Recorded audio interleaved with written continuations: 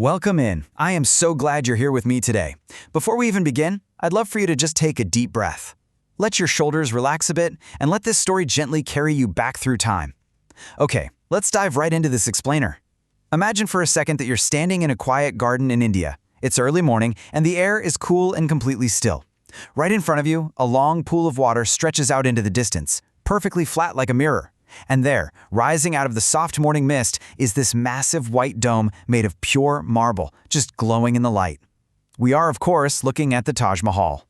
So, it begs the question, what can love build? I want to gently establish something right up front here. The Taj Mahal really isn't a story about architecture. It's not a story about engineering or blueprints or construction. It is a deeply, deeply human story. It's a story about absolute devotion, profound grief, and what love can build when it's carved directly into stone. It is, perhaps, the greatest love story ever told without using a single word. Let's start with part 1, the Royal Bazaar. We are going back in time to the year 1607 to a royal bazaar in the city of Agra in northern India. Now, this wasn't just your everyday market. This was a lavish outdoor event for the royal court of the incredibly wealthy Mughal Empire. Picture tables completely covered in fine cloth, displaying these beautiful silks, perfumes, jewels, and rich spices. And wandering through this crowded, vibrant bazaar was a young, 15-year-old prince named Prince Karam. On that very day, amid all the dazzling things in the market, the prince saw a girl about his own age. Her name was Arjamand Bano Begum, the daughter of a powerful nobleman, and she was just standing there, selling silk and glass beads at a stall. And the moment the prince laid eyes on her, this instant, powerful connection was sparked. Court historians actually recorded that from that exact moment, he could think of absolutely nothing else. He went straight to his father and declared he wanted to marry her right then and there. Well, his father agreed, but royal weddings back then took a great deal of time to arrange. 5 full years actually passed between their first meeting in 1607 and their royal wedding in 1612. And during those 5 years, the prince just waited. He didn't marry anyone else first, which was highly unusual for a powerful Mughal prince in a time when men often had many wives. He waited solely for her. When they finally did marry, he bestowed this beautiful new name upon her. He called her Mumtaz Mahal, which translates to the chosen one of the palace, and she truly, truly was. This wasn't just some marriage of convenience or a cold political arrangement. She quickly became his most trusted advisor, literally the absolute center of his world. She traveled everywhere by his side, even to war. He trusted her so deeply that she actually carried the royal seal, which was the absolute highest sign of trust a ruler could possibly give. Which brings us to part 2, love and sudden tragedy. In 1628, the prince officially became emperor. He took the name Shah Jahan, which in Persian means king of the world. And together, he and Mumtaz ruled during a true golden era for the empire. It was this beautiful time of peace, filled with music, breathtaking art, and poetry. Mumtaz was really the beating heart of this court. She was deeply compassionate. She spent her time and money helping widows, orphans, and just ordinary people who needed someone to listen to them. As the poets of the court so beautifully wrote at the time, wherever Mumtaz walked, there was light. Over the years of their beautiful marriage, they shared an incredibly profound bond, eventually having 13 children together. But in 1631, everything changed. Mumtaz was traveling with the emperor on a military campaign in central India, and she was pregnant with their 14th child. After a long and just agonizingly difficult labor, she did give birth to a daughter, but something went terribly wrong. Mumtaz was dying. Shah Jahan rushed to her side, holding her hand in the shadows of their tent. And in her final moments, the 38-year-old Mumtaz made one last request. She asked him to build a monument so beautiful that the world would never, ever forget their love. And then she closed her eyes. The emperor's absolute devastation was staggering. His grief took this tremendous physical and emotional toll on him. He wept for days, refusing food, music, fine clothes, or jewels of any kind. When he finally appeared in public again, his black hair had turned completely white, and his normally straight back was bent. He looked as though he had literally aged 20 years in a single week. For 2 full years, there were no celebrations, no colors worn in the court. The entire empire just held its breath, mourning right along with him, waiting for the broken emperor to find some reason to go on. Now we enter part 3, Monument Born of Grief, because eventually he did find a reason to keep going. He remembered his vow. He was going to keep that final promise to his beloved wife. So he decided to build a monument born purely of grief, a building so incredibly perfect and breathtaking that it would make the very world weep. Construction began in 1632, right on the banks of the Yamuna River. And to really grasp the scale of his devotion, consider this number: 20,000 workers. Shah Jahan brought the finest architects, artists, stonecutters, and gardeners from across India, Persia, and Central Asia. They actually had to build an entire temporary town around the construction site with its own markets and streets just to house all these craftsmen working side by side. The emperor wanted this building to contain the beauty of the entire globe. He brought pure white marble from Makrana, over 300 kilometers away, dragged across dusty plains by oxen. But he didn't stop there. He used 1,000 elephants to transport precious stones from lands near and far. We're talking jade from China, turquoise from Tibet, lapis lazuli all the way from Afghanistan, sapphires from Sri Lanka, and warm red carnelian from Arabia. And what they actually did with those precious stones is just mesmerizing. They used a meticulous technique called pietra dura, which is an Italian phrase meaning hard stone.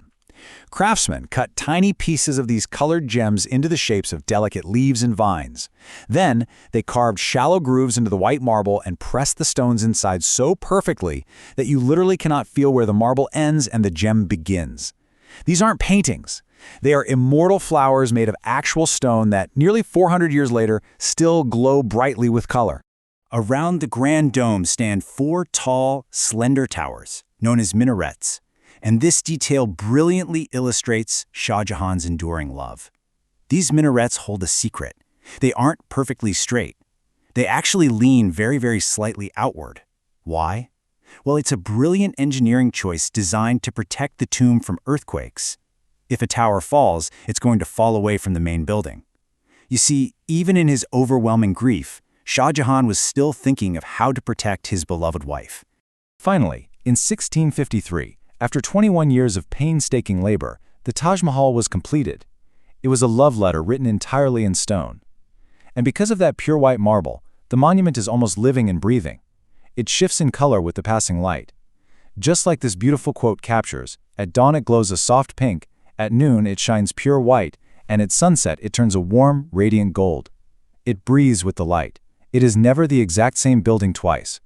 This leads into part 4, the captive emperor. In 1658, Shah Jahan became very ill, and his sons violently fought over who would take the throne.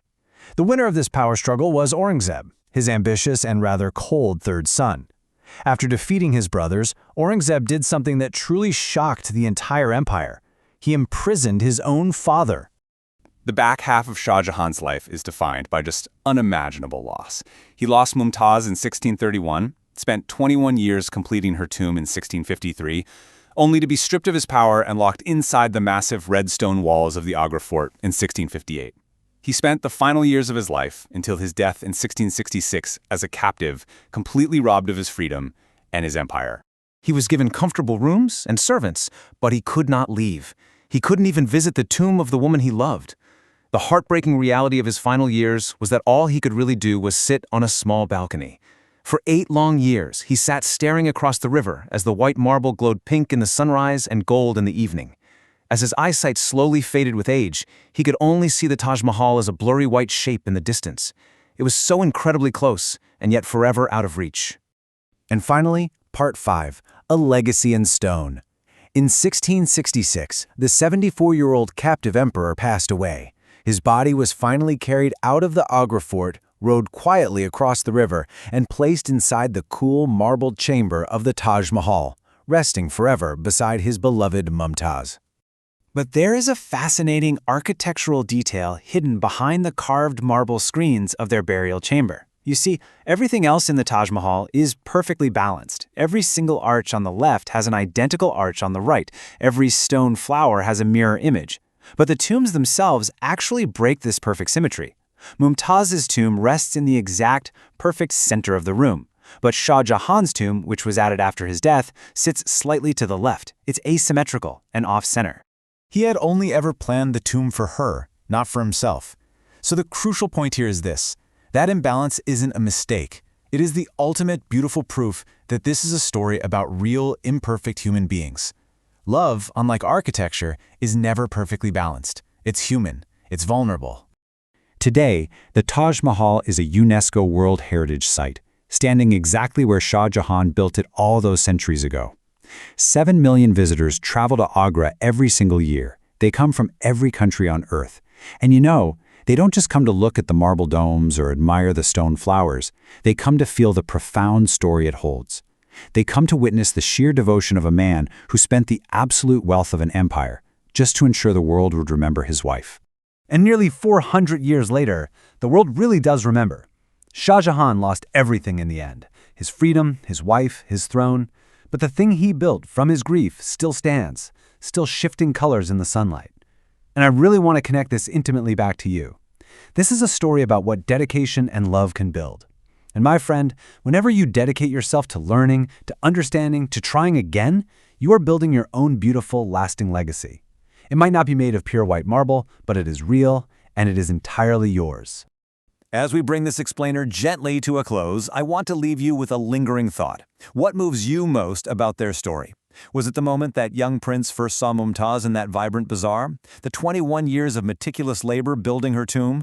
Or perhaps those agonizing 8 years he spent just watching it from a prison window? Think on that for a bit, and please never stop building your own beautiful story. Thank you so much for spending this time with me today. I'll see you next time.